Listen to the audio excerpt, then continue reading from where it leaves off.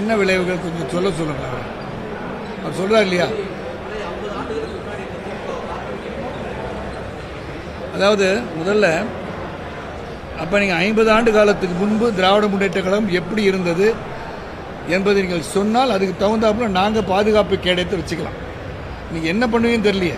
50 ஆண்டு காலத்துக்கு முன்புள்ள திராவிட முன்னேற்ற கழகத்தை பார்ப்பீர்கள் என்று சொன்னால் நீங்க என்ன பண்ணீங்க? அடிதடி இறங்கியிருந்தீங்களா? வன்முறை இறங்கியிருந்தீங்களா? என்ன பண்ணீங்க? அதை சொல்லணும் இல்லையா? அப்ப அப்படி ஒரு கடிதத்தை ஒரு முதலமைச்சராக இருந்தவர் பிரதமருக்கு எழுதலாமா? அது என்னுடைய முதல் கேள்வி. எதுவாக இருந்தாலும் ஜனநாயகமாக பேசி அமர்ந்து பேசுகின்ற விஷயத்தை ஒரு போராட்டக்களமாக உருவாக்கி தங்களுக்கு சாதகமாக இந்த தேர்தலில் ஒரு அனுதாப அலையை வீச செய்து விடலாம் என்ற எண்ணத்தில் அவங்க பண்ணுறது தான் இந்த தொகுதி மறுவரை பண்ணுறதை பற்றி அவங்க பண்ணுற பிரச்சனைய போராட்டங்கள்.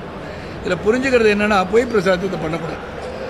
16, 17, 18 சிறப்பு கூட்டம் நடக்குது அப்படின்னு சொன்ன உடனே அந்த கூட்டத்தில் என்ன பேச போகிறாங்கன்னு முதல்ல கேட்டுக்கணும்.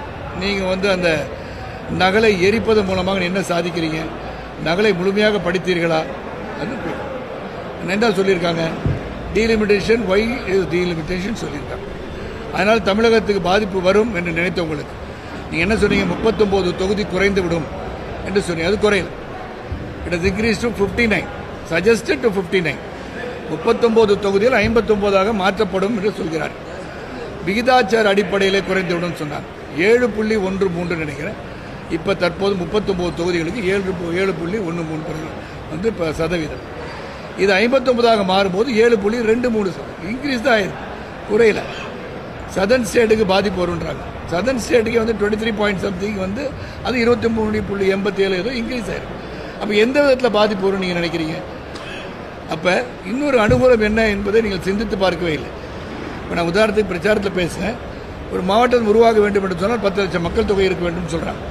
அந்த 10 லட்சத்துக்கு மேலே 20 லட்சம் மக்கள் வந்துட்டாங்கன்னா what is wrong in dividing it by 2 MPs? ஒன்று 2 சிறப்பாக பார்ப்பதற்கு இந்த காலகட்டத்தில் ஒரு சட்டமன்ற தொகுதியை பார்ப்பதே மிக மிக கடினம்.